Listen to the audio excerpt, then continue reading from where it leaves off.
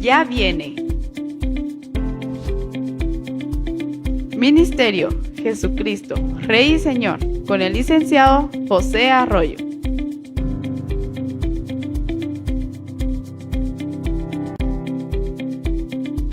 Ya viene.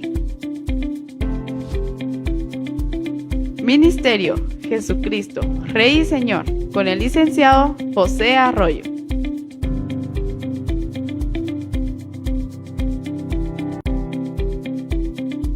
Ya viene.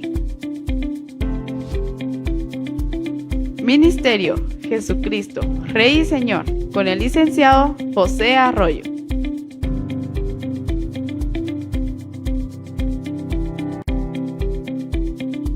Ya viene. Ministerio Jesucristo, Rey y Señor, con el licenciado José Arroyo.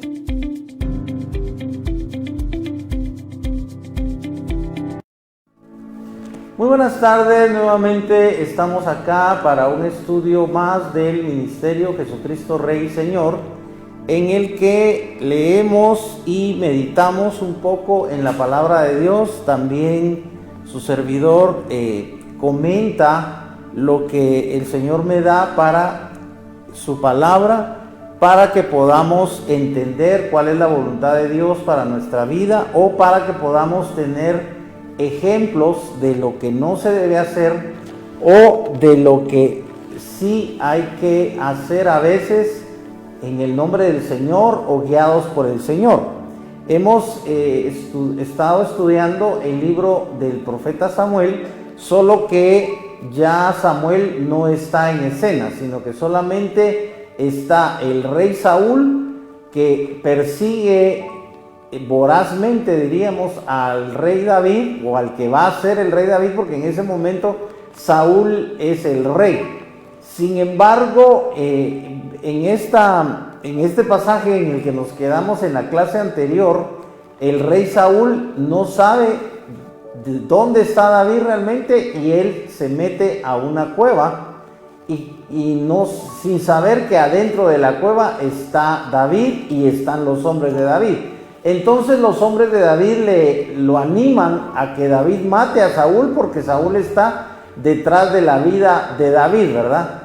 Y sin embargo, David lo único que hace es cortarle una punta del manto.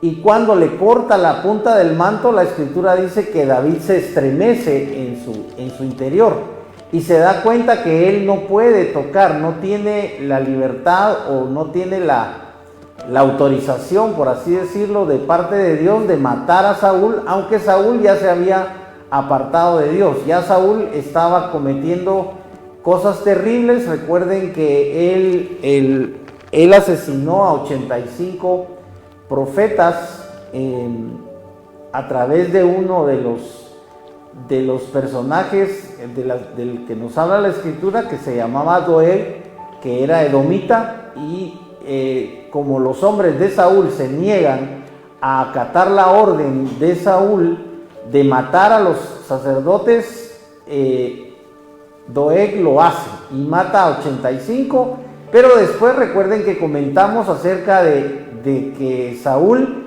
además de matar a los sacerdotes, termina con toda la población que hay ahí y mata a hombres, mujeres y hasta niños, ¿verdad? Entonces estábamos diciendo que prácticamente Saúl comete un genocidio, ¿verdad? En esa época, se pueden ustedes imaginar, aunque en todas prácticamente las culturas y en todas las civilizaciones ha habido grandes genocidios, ¿verdad? Recuerden ustedes el más importante del siglo XX, que fue el de Hitler, pero también en Rusia, el que fue el líder, ¿verdad? El presidente, pero Lenin, ¿verdad? Él también comete ese genocidio, que fue de un número mayor incluso que el que cometió Hitler, ¿verdad? Pero volviendo acá, estamos en el momento, lo habíamos leído en la clase anterior, que el rey Saúl sale sin darse cuenta que David le ha cortado el manto. Entonces David le habla y le hace ver que él pudo haberlo matado, sin embargo que no quiso matarlo. Y cuando Saúl se da cuenta que David le hace ver que pudo haberlo asesinado y no lo hizo, entonces Saúl reconoce que realmente el reino le va a quedar a David. Y solo vamos a leer estos versos del capítulo 24 que leímos en la clase anterior, donde Saúl reconoce que David va a reinar. Y es el verso 20, dice: y ahora he aquí, yo sé que de seguro has de reinar y que el reino de Israel será estable en tu mano. Está hablando Saúl y le está confesando a David que el reino definitivamente va a ser de él. Ahora pues júrame por Yahvé que no exterminarás mi descendencia después de mí, ni borrarás mi nombre de la casa de mi padre. Entonces aquí Saúl prácticamente está declarando que David va a ser el rey. Recuerden que también esto lo había aceptado el mismo Jonatán, ¿verdad? El hijo de Saúl, gran amigo de David, aunque era el hijo del rey, porque Jonatán es el hijo de Saúl.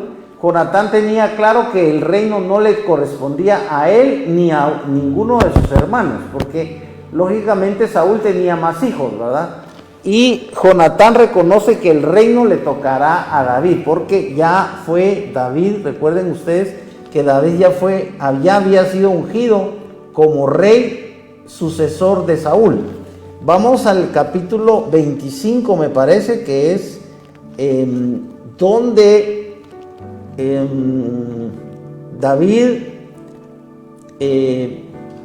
David solicita alimentos a Nabal y él se los niega. Eso está en el 25:4. Vamos a adelantarnos al 25:4, porque en ese entonces, recuerden que David solo tenía unos 600 hombres que eran los que lo seguían, ¿verdad? Y que lo habían reconocido como su líder, pero David no tenía realmente ningún cargo. Él era, sencillamente, estaba escapando de la persecución que había organizado contra él el rey Saúl.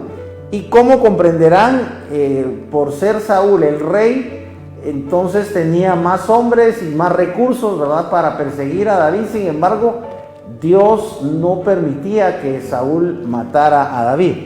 Al contrario, ¿verdad? Fue David el que en dos ocasiones, en esta que ya leímos y en una que vamos a leer más adelante, donde David también tiene la oportunidad de matar a Saúl y le perdona por segunda vez la vida. Pero acá está David y le dice: estando David en el desierto, supo que Nabal esquilaba su rebaño, y envió David a 10 jóvenes, y dijo David a los jóvenes: subid al Carmelo e id a Nabal y saludadle en mi nombre, y le diréis así: salud, la paz sea contigo, paz a tu casa y paz a todo cuanto tienes. He oído decir que tienes esquiladores. Ahora tus pastores han estado con nosotros y nunca los maltratamos, ni les faltó nada de todo el tiempo que ha estado en el Carmelo, el tiempo que han estado en el Carmelo. Recuerden que el Carmelo era un monte, ¿verdad? Pregunta a tus mozos y te lo dirán. Por tanto, hay en favor estos jóvenes ante tus ojos, porque en buen día hemos venido. Te ruego que des a tus siervos y a tu hijo David lo que hay es a mano. O sea, David le está dando la opción a Nabal de que le entregue lo que tenga a la mano, ¿verdad? Y cuando llegaron los mozos de David, hablaron a Nabal conforme a estas palabras en nombre de David y esperaron. Nabal respondió a los siervos de David y dijo: ¿quién es David y quién es el hijo de Isaí? Hoy en día son muchos los siervos que huyen de sus señores. Si se dan cuenta, Nabal ya está respondiendo con aspereza. ¿Tomaré yo ahora mi pan y mi agua y mi carne que he sacrificado para mis esquiladores y los daré a hombres que no sé de dónde vienen? Entonces los mozos de David se volvieron por su camino y regresaron y llegaron y le declararon conforme a todas aquellas palabras. ¿Se dan cuenta? Que David solicita apoyo a Nabal y le confiesa que él ha guardado a los esquiladores, ¿verdad? O sea, recuerden ustedes que las ovejas había que esquilarlas, ¿verdad? Había que quitarles la lana y entonces este trabajo seguramente era un trabajo de varios días, ¿verdad? No sé si de semanas, pero en todo ese tiempo David guardaba a los esquiladores porque David tenía hombres y en lugar de aprovecharse, por así decirlo, de los rebaños de Nabal, David cuidaba a los esquiladores, pero Nabal no supo agradecer esto. Y entonces, aquí en el verso 13, David decide matar a Nabal. Recuerden que David era un hombre de guerra y Nabal era sencillamente un ganadero, ¿verdad? Él solo tenía rebaños de ovejas. Entonces hay mucha diferencia. Uno siempre tiene que saber con quién está hablando, quién es el que le está solicitando a uno. Y en este caso, David era un hombre de guerra y lógicamente tenían armas y tenía hombres. Entonces David estaba enviando a unos jóvenes, pero a su vez detrás de esos jóvenes estaba David, y David implicaba que detrás de él estaba todo un ejército. Y Nabal no fue insensato, porque después vemos que la esposa de Nabal le hace ver a David que la traducción del nombre de Nabal es insensato. Y vamos a ver acá esto que pasa con Nabal. Entonces David dijo a sus hombres: cíñase cada uno su espada, y cada hombre ciñó su espada. También David se ciñó su espada y subieron tras él como 400 hombres, y 200 se ocuparon de los bagajes. Recuerden que los ejércitos siempre tenían cosas que cuidar, ¿verdad? Pero uno de los muchachos informó a Abigail, mujer de Nabal, diciendo: he aquí David envió mensajeros desde el desierto para saludar a nuestro amo, y él los despreció. Pero los hombres fueron muy buenos con nosotros y nunca nos perjudicaron, ni nada nos faltó cuando estuvieron con ellos en el campo, en los campos. Como un muro eran en torno a nosotros tanto de día como de noche, todo el tiempo que estuvimos con ellos apacentando las ovejas. Ahora pues considera lo que has de hacer, porque el mal está decidido contra nuestro amo y contra toda su casa, pues él es tan hijo de Belial que nadie le puede hablar. Recuerden que Belial es acá el representante es como decir el diablo, ¿verdad? Es uno de los nombres de Satanás. Entonces Abigail, recuerden que la esposa de Nabal es Abigail. Abigail se apresuró y tomó 200 panes, 2 odres de vino, 5 ovejas ya preparadas, 5 medidas de grano tostado, 100 racimos de uvas pasas y 200 tortas de higos secos, e hizo cargar todo sobre sus asnos, o sobre asnos, y dijo a sus criados: id delante de mí, he aquí yo os seguiré luego. Pero no informó a su marido Nabal. Y fue así que, cabalgando en su asno, bajó por la parte encubierta de la serranía, y he aquí David y sus hombres se encontraron con ella. Si se dan cuenta, aquí Abigail va a sustituir a su esposo, dando la respuesta que realmente le correspondía a Nabal, porque Nabal era el que tenía que ser, ¿cómo se dice? Ser dadivoso, ¿verdad? Compartir de lo que tiene. Recuerden que esto es un principio que vemos que en la Biblia se trata desde desde comienzos de la humanidad. Este gesto de compartir los bienes, por ejemplo, ahora que estamos cerca de la Navidad, ustedes saben que es una tradición, por supuesto es una tradición católica, pero también la Iglesia Evangélica ha aceptado la tradición, que básicamente es celebrar el cumpleaños de Jesús, aunque Jesús no nace el 24 ni el 25 de diciembre, ¿verdad? Los teólogos sitúan el nacimiento de Cristo entre marzo, abril y mayo, ¿verdad? Entonces no tiene coincidencia. Ustedes saben que el hecho de que se decretara que se celebrara el nacimiento de Cristo fue una decisión, como se dice, del emperador imperial, ¿verdad? Es decisión imperial de Constantino, cuando Constantino que es el primero que hace un concilio para determinar cuáles libros eran inspirados en el Nuevo Testamento, y también es el que une digamos, ya lo que nosotros conocemos como el Antiguo Testamento, que es la Tanaj, ¿verdad? Donde están los libros, está el Pentateuco, los libros proféticos, los libros poéticos e históricos de los hebreos. Todo el Antiguo Testamento lo unen con las cartas que tienen de los apóstoles, los evangelios, y conforman ya por así decirlo, toda la Biblia en el siglo IV, ¿verdad? Con el emperador Constantino. Y es Constantino el que decide asignar un día para el nacimiento de Cristo. Y es ahí donde se establece que es el 25 de diciembre o el 24 de diciembre en muchos países latinoamericanos. Ahora, acá vemos que Abigail, entonces, la esposa de Nabal, toma toda esta comida y se la lleva a David.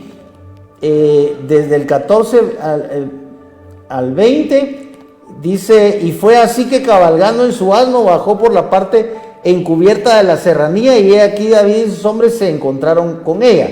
Ahora esto también está del 23 al 27, dice: cuando Abigail vio a David, se apresuró a bajar de su asno, cayó sobre su rostro ante David, se postró a tierra. Si se dan cuenta, esta era una costumbre, lógicamente oriental, ¿verdad?, de postrarse ante un hombre. En este caso, Abigail está reconociendo que aunque David es aparentemente un renegado, es un hombre que tiene un ejército, pero que no ha sido nombrado realmente rey ni gobernador de ninguna ciudad. De todas formas, Abigail reconoce que David es una autoridad, y por supuesto que hay un respaldo divino, porque David también es ungido, solo que por supuesto la unción es algo invisible, ¿verdad? Ustedes no pueden ver cuando una persona es ungida y cuando no está ungida, así que esto solamente se puede sentir. Pero si ustedes no conocen todavía a Cristo o no se han entregado a Cristo, entonces prácticamente la Escritura nos enseña que toda persona que no se entrega a Cristo, que no pide perdón a Dios, está prácticamente muerta, dice la Biblia, en delitos y pecados. Esto aparentemente es una noticia trágica, pero afortunadamente es una noticia que es importante que ustedes tengan en mente, o que ustedes reconozcan, porque es importante que reconozcamos, si no somos salvos, que reconozcamos que hay una salvación, hay un camino, hay una manera de salvarse. O sea, ¿cómo podemos llegar a la luz si no es reconociendo que estamos en tinieblas? Cuando entramos a una habitación que está a oscuras, lo primero que hacemos es encender la luz. Y si no hay luz eléctrica, buscamos una vela o una lámpara, pero nosotros necesitamos luz. Y así espiritualmente, si ustedes reconocen que todavía no tienen la salvación, eso es importante y en cierta forma es bueno, porque esto amerita que reconozcamos que hay salvación en Cristo. O sea, dice la Biblia que Él nos trasladó de las tinieblas a su luz admirable, ¿verdad? Y por supuesto esto ha pasado en todos los que ahora somos cristianos, pero también Dios espera que pase en todos los que todavía no son cristianos. Aquí en el verso 23 al 27 sigue hablando, sigue actuando Abigail. Cuando Abigail vio a David, ya dijimos que se postró, y echándose a sus pies dijo: Señor mío, recaiga sobre mí la iniquidad. Permite que tu sierva hable a tus oídos y oye las palabras de tu sierva. Te ruego, Señor mío, no prestes atención a Nabal, ese hijo de Belial. O sea, él le dice, es un hijo del diablo, porque conforme a su nombre así es. Porque Nabal quiere decir insensato. Nabal es su nombre y la necedad está con él. Pero yo, tu sierva, no vi a los mozos de mi señor, a los que enviaste. Y ahora, Señor mío, vive Yahvé y vive tu alma, puesto que Yahvé te ha impedido. Si se dan cuenta, ella está librando a su esposo de la muerte. Yahvé te ha impedido derramar sangre y vengarte por tu propia mano, sean como Nabal tus enemigos y los que procuran el mal de mi señor. Ahora en el 28 al 31 Abigail profetiza a David. Vean qué interesante esto, porque aquí estamos viendo cómo una mujer aparentemente que no tiene, porque ninguna mujer realmente podía ser sacerdotisa, ¿verdad? En ese tiempo no se empleaban a las mujeres como sacerdotisas. Todos los sacerdotes de la tribu de Leví eran varones, ¿verdad? Entonces no había sacerdotisas. Y sin embargo, las mismas mujeres hebreas, vemos aquí en el caso de Abigail, que tenían cierto conocimiento de Dios y la capacidad, en este caso, de profetizar. Vamos a leer qué es lo que nos dice la Escritura sobre Abigail. Te ruego que perdones la transgresión de tu sierva, por cuanto Yahvé hará ciertamente a mi señor una casa segura. Si se dan cuenta, ya Abigail está hablando a David en otro tono, le está diciendo otras cosas, le dice ciertamente a mi señor una casa segura. O sea, ella le está diciendo que Dios le afirmará a David la casa, ¿verdad? Porque realmente David no tenía casa, él vivía prácticamente en el campo, en cuevas y en lugares así. Porque mi Señor pelea las batallas de Yahvé, y la iniquidad no se hallará en ti en todos sus días. O sea que le está haciendo ver que va a ser un hombre, no va a ser un hombre inicuo, sino lo contrario, es un hombre equitativo, ¿verdad? Es un hombre justo. Recuerden que inicuo es lo contrario de justo.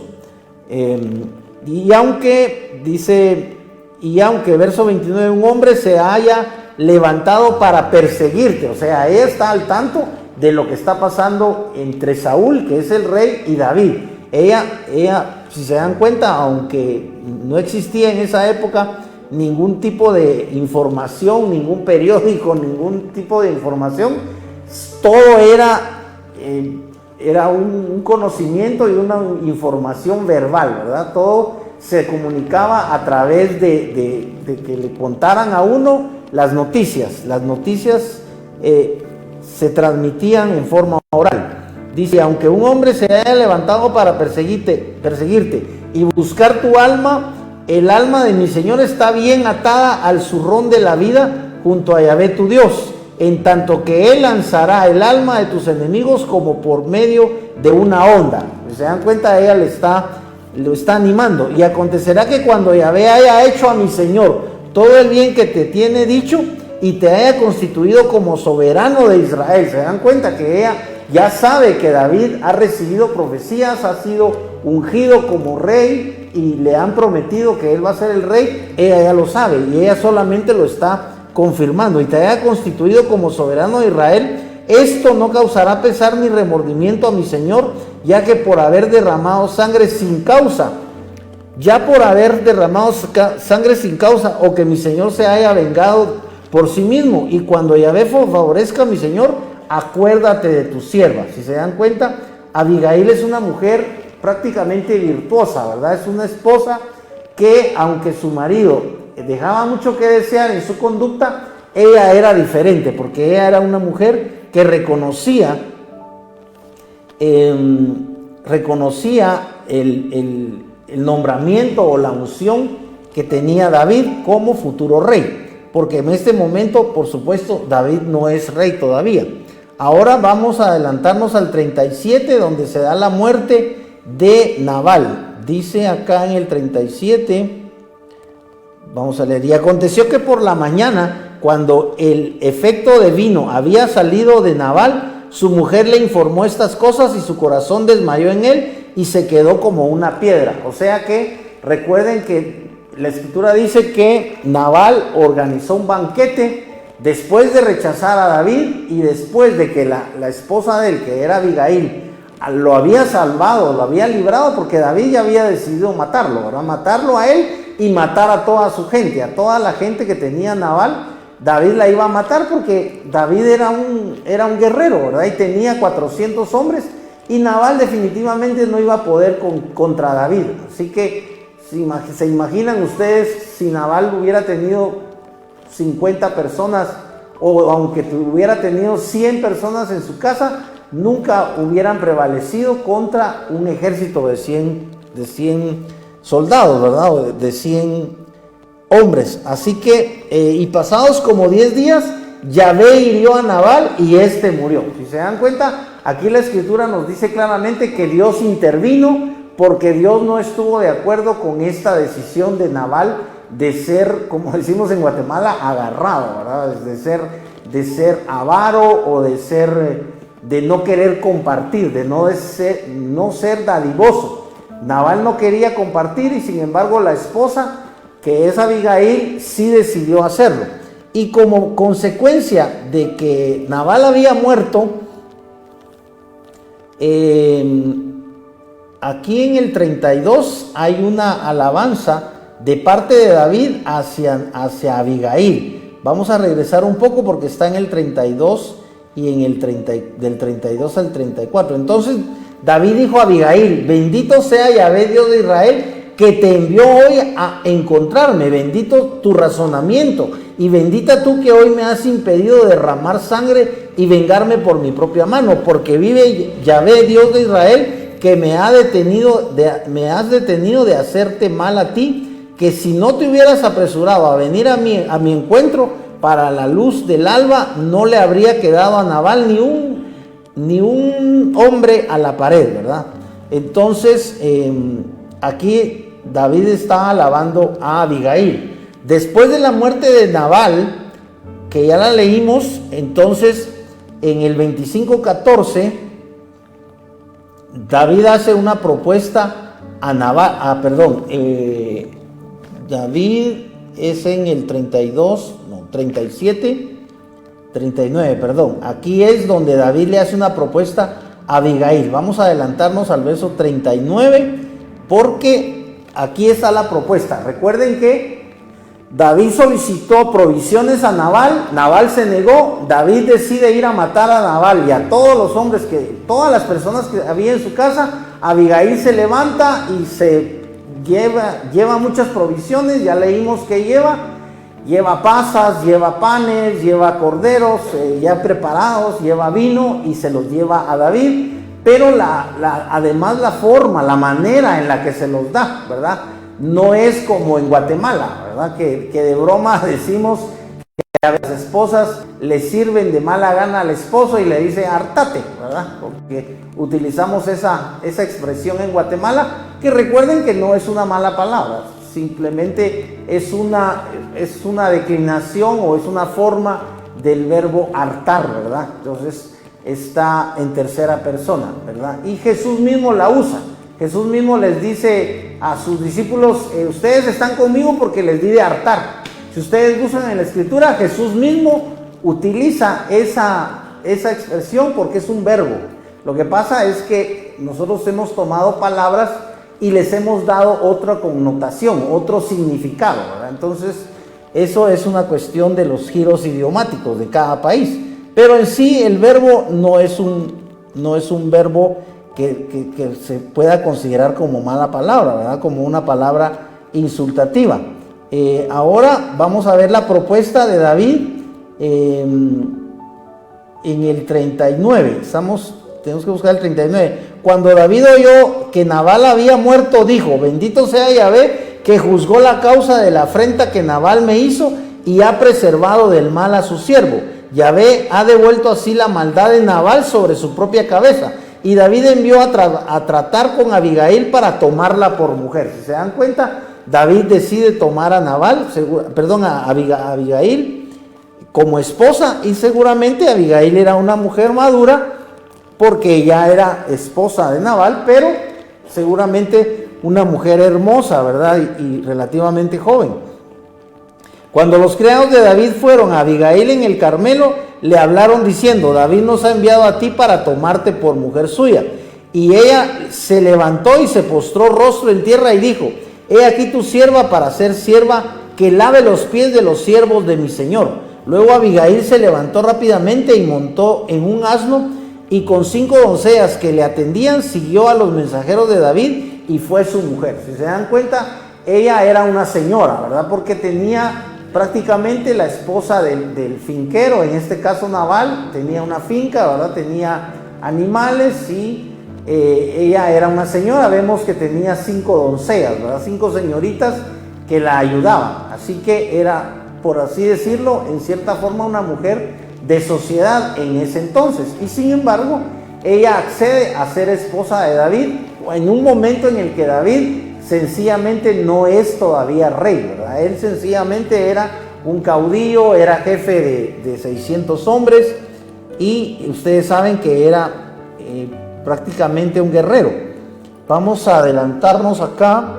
En el 26:1 Saúl busca a David nuevamente. Vamos a ver, dice del 1 al 4. Los cifeos llegaron a Saúl en Gabaa diciendo: ¿no está David escondido en el collado de Aquila frente al Jesimón? Si se dan cuenta, le llevan, como decimos, el chisme, ¿verdad? Van y le cuentan.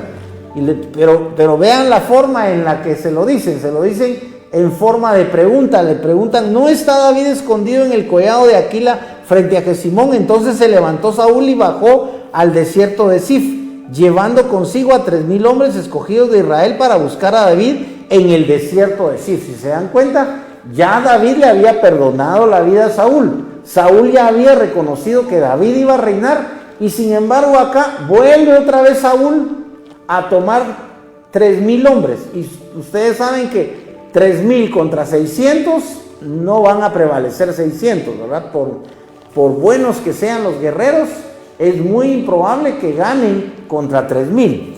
Ahora vamos a ver lo que sucede. Y acampó Saúl en el collado de Aquila, el cual está frente al Jesimón, junto al camino. David, que vivía en el desierto, advirtió que Saúl entraba a perseguirlo en el desierto. Vamos a leer en la versión de la Reina Valera. Este verso es el 3 del capítulo 26. Dice, junto al campo y estaba David en el desierto.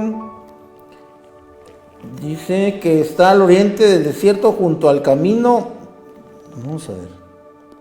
Sí, salió el collado de Aquila, el cual está frente a Jesimón. Y acampó Saúl en el collado de Aquila, que está al oriente del desierto, junto al camino. Aquí como que si Jesimón fuera sinónimo de desierto, porque en la Reina Valera no aparece ese nombre.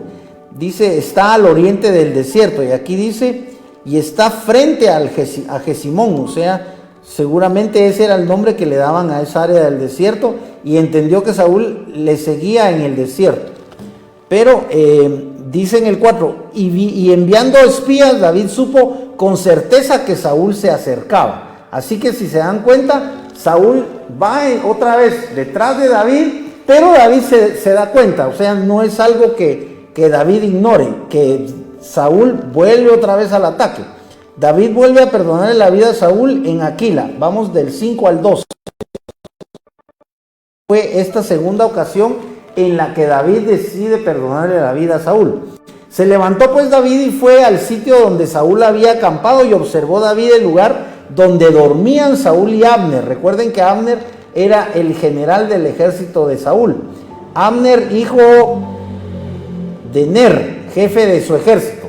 O sea, Abner tenía un puesto importante, jefe de su ejército. Y Saúl estaba durmiendo en el centro del campamento, y el pueblo acampaba en derredor suyo. ¿Se pueden imaginar ustedes lo que va a hacer David ahorita? Es algo increíble, ¿verdad? O sea, es una proeza, porque está Saúl en el centro del campamento y todo el mundo está durmiendo. Y vean lo que pasa.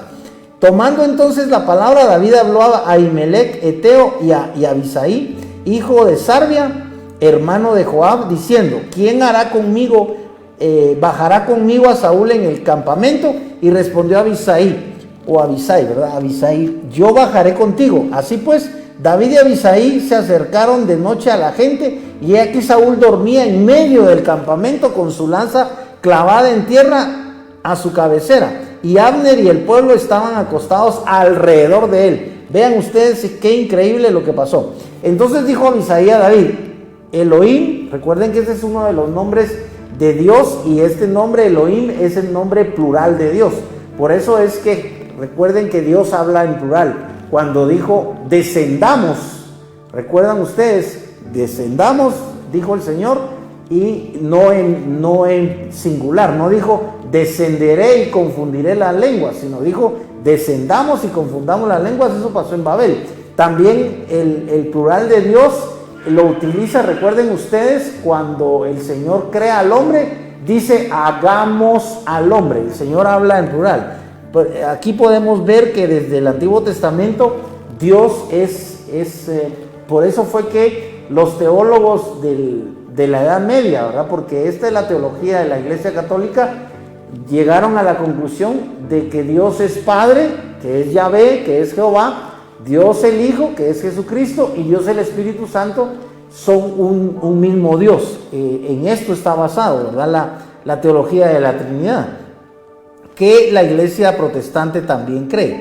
Entonces dijo Abisai a David: Elohim me ha entregado hoy a tu enemigo en tu mano, déjame clavarlo en tierra con su propia lanza en un solo golpe, pues no necesitaré un segundo. O sea, Abisai, vean lo importante, cómo Abisai, a pesar de que está con David y la misión es ir a matar a Saúl, Abisai le pide permiso a David, y vean lo que dice David. Pero David respondió a Abisai: no lo mates, porque ¿quién extenderá su mano contra el ungido de Yahvé y quedará impune? Y agregó David: vive Yahvé, que Yahvé mismo tendrá que herirlo, y le vendrá su día de morir, o bajará a la batalla y perecerá. Aquí inconscientemente David está profetizando, porque después vamos a ver más adelante que efectivamente lo que le pasa a Saúl es que lo matan en la batalla. Así que en cierta forma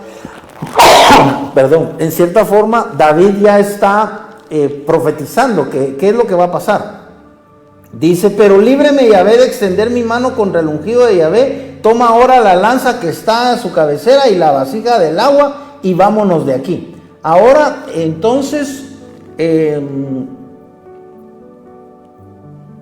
David le perdona la vida hasta el 12, y dice, David vuelve a perdonar la vida de Saúl. Es del 13 al 25 es donde David le vuelve a explicar a Saúl que tuvo la oportunidad de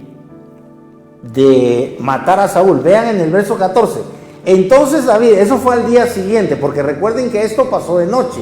Él llegó, todos estaban durmiendo, atravesaron todo el campamento, nadie se dio cuenta. Él tomó la lanza y el recipiente que tenía con agua Saúl, y Saúl ni siquiera se dio cuenta. Entonces David gritó al pueblo y a Abner, hijo de Ner, diciendo: ¿no respondes, Abner? Entonces Abner respondió y dijo: ¿quién eres tú que gritas al rey? Y dijo David a Abner: ¿no eres tú un valiente? ¿Quién como tú en Israel? ¿Por qué entonces no has guardado a tu señor el rey? Pues uno del pueblo ha entrado para destruir a tu señor el rey. No está bien lo que has hecho, vive Yahvé, que sois digno de muerte, pues no habéis guardado a vuestro señor, al ungido de Yahvé. Mira ahora dónde está la lanza del rey y la vasija de agua que estaba a su cabecera. O sea que como ellos la tomaron, pero la tomaron en la noche anterior, ¿verdad? No cabe duda que en la madrugada y todos estaban durmiendo, no se dieron cuenta, pero eso fue lo increíble. Y Saúl reconoció la voz de David y dijo: ¿acaso no es esta tu voz, hijo mío David? Y David respondió: mi voz es, oh rey, señor mío. Y agregó: ¿por qué mi señor persigue así a su siervo? ¿Qué he hecho? ¿Qué mal hay en mi mano? Ahora pues ruego a mi señor el rey que escuche las palabras de su siervo. Si es Yahvé quien te ha incitado contra mí, respire aplacado el olor de una ofrenda, pero si son los hombres, malditos sean ante Yahvé, pues me han desterrado hoy, privándome de participar de la heredad de Yahvé, al decir: vete a servir a otros dioses. Ahora pues no caiga a tierra mi sangre lejos de la presencia de Yahvé, porque el rey de Israel ha salido a perseguir a esta pulga solitaria. Recuerden que David ya se ha nombrado a sí mismo como un perro muerto, como una pulga, y aquí lo vuelve a decir. Dice: esta pulga solitaria, como quien persigue una perdiz por los montes. O sea, como David diciéndole a Saúl: ¿qué estás haciendo? ¿Por qué me estás persiguiendo si yo soy insignificante, verdad? Entonces dijo Saúl: he pecado, regresa, hijo mío, que ya no te haré ningún mal, puesto que hoy mi vida ha sido de estima ante tus ojos. He aquí he actuado neciamente y he errado en gran manera. Esto llega hasta el 25. David respondió y dijo: he aquí la lanza del rey, pase uno de los criados y tómela. Yahvé retribuirá a cada uno su justicia y su lealtad, pues habiéndote entregado Yahvé en mi mano, no he querido extender mi mano contra el ungido de Yahvé. Así como tu vida ha sido hoy altamente estimada ante mis ojos, así sea mi vida altamente estimada ante los ojos de Yahvé, y me libre de toda aflicción. Entonces Saúl dijo a David: bendito seas tú, hijo mío David, ciertamente serás poderoso y prevalecerás. Y David siguió por su camino y Saúl se volvió a su lugar. Si se dan cuenta, funcionó más que David no matara a Saúl, sino que incluso David le hace ver a Saúl, le hace ver a Abisai que si Saúl ha de morir, tiene que morir en batalla, porque que sea Dios el que lo mate. Y esto realmente va a ocurrir, lo vamos a ver si Dios nos permite verlo al final. Ahora veamos qué hace David en el 27 del 1 al 3. Vean la decisión de David. Pero David dijo en su corazón: algún día voy a perecer por la mano de Saúl. Nada me será mejor que escapar de inmediato a tierra de los filisteos. Aquí está la decisión de David de cambiar de mando. ¿Por qué? Porque Saúl era el rey de Israel y David originalmente, recuerden que era capitán de 1000 hombres, y David era como la mano derecha del rey Saúl y era gran amigo de Jonatán. Entonces el propio pueblo, el propio rey de David lo quería matar, lo quería muerto.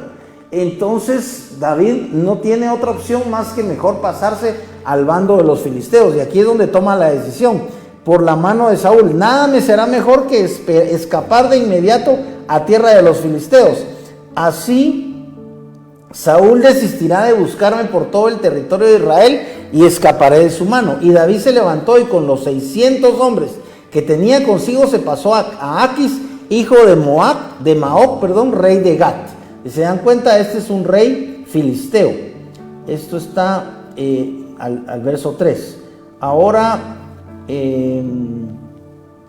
veamos lo que pasa del 8 al 11. Vean lo que hace aquí David. Y David subía con sus hombres y despojaban a los jesuritas, a los jersitas y a los amalecitas, pues estos habitaban desde hacía tiempo en aquella tierra en dirección a Shur, hasta la tierra de Egipto.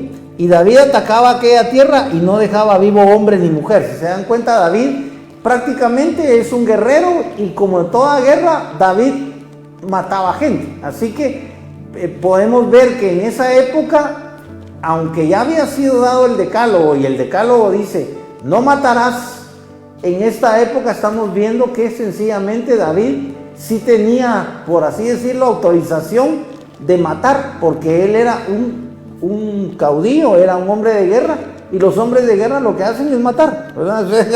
Aquí no estamos viendo el conflicto de que si mató 2, mató 3, porque él comenzó matando 200. Recuerden que él mató 200 filisteos para llevarle los prepucios a Saúl para poder ser su yerno, y ya había matado al gigante Goliat. Entonces ya David desde su origen era prácticamente un asesino, solo que era un asesino que estaba al servicio del pueblo de Israel, del rey de Israel, y que estaba también ungido, estaba respaldado por Dios.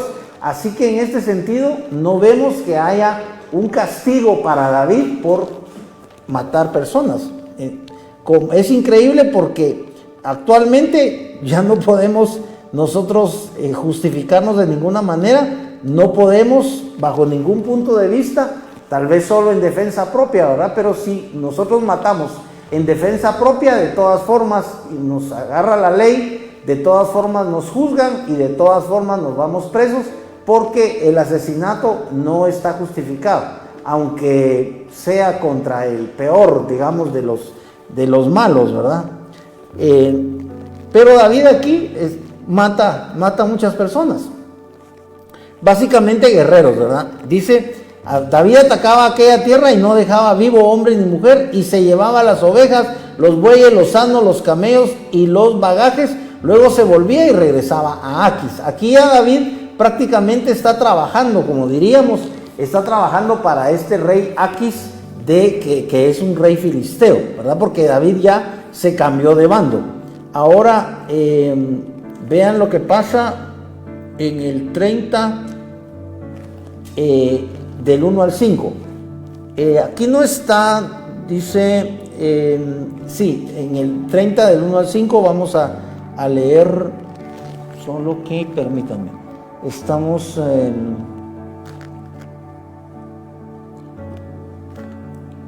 en el 29:4. Así, es importante porque estamos en el 28, todavía no pasa eso. Vamos a leer el 28, el 1 y 2 para que veamos qué pasa entre este rey Aquis y David. En aquellos días aconteció que los filisteos reunieron sus escuadrones en pie de guerra para combatir contra Israel, y dijo Aquis a David: ten bien entendido que tú y tus hombres saldrán conmigo a campaña. Esa fue la decisión del rey, pero vean qué pasa. Y David dijo a Aquis: por lo mismo tú sabes de lo que es capaz tu siervo. Y Aquis dijo a David: entonces te haré guarda de mi cabeza para siempre. Así que Aquis está nombrando su guardia de cabecera, por así decirlo, porque eso es lo que está diciendo acá. Si quieren, vamos a verlo en el capítulo 28, como dice la Reina Valera y verso 2. Y David respondió a Aquis: muy bien, tú sabrás lo que hará tu siervo. Y Aquis dijo a David: por tanto, yo te constituiré guarda de mi persona durante toda mi vida. Así es como lo traduce la Reina Valera.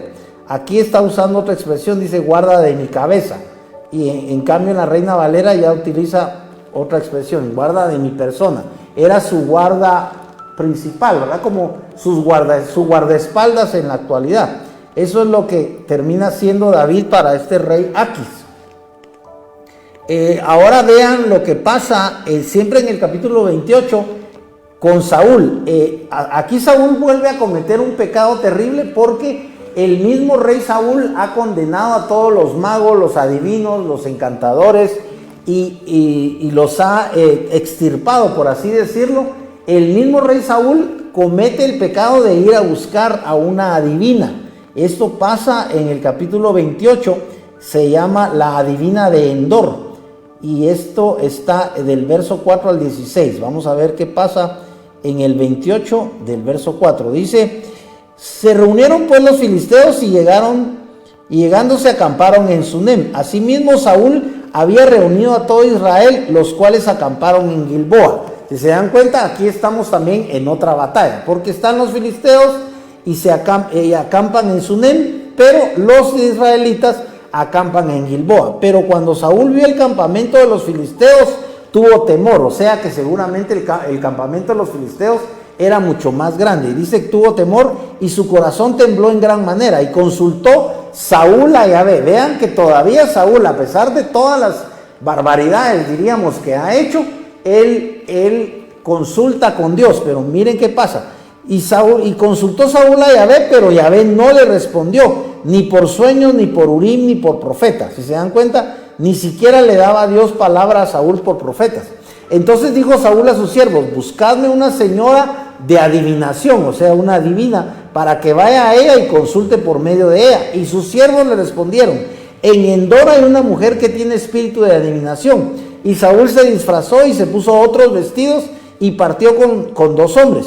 Llegaron a aquella mujer de noche y dijo: te ruego que me adivines por el espíritu de adivinación y me hagas subir a quien yo te diga. Y la mujer le dijo: he aquí, tú sabes lo que Saúl ha hecho. En este momento ella no sabe que es Saúl el que le está hablando, pero dice: he aquí, tú sabes lo que Saúl ha hecho, cómo ha exterminado de la tierra a nigromantes y adivinos, o sea, magos, adivinos. ¿Por qué pones tropiezo a mi vida para hacer que muera? Saúl entonces le juró por Yahvé diciendo: vive Yahvé que ningún castigo te vendrá por este asunto. La mujer entonces preguntó: ¿a quién te haré subir? Y dijo: hazme subir a Samuel.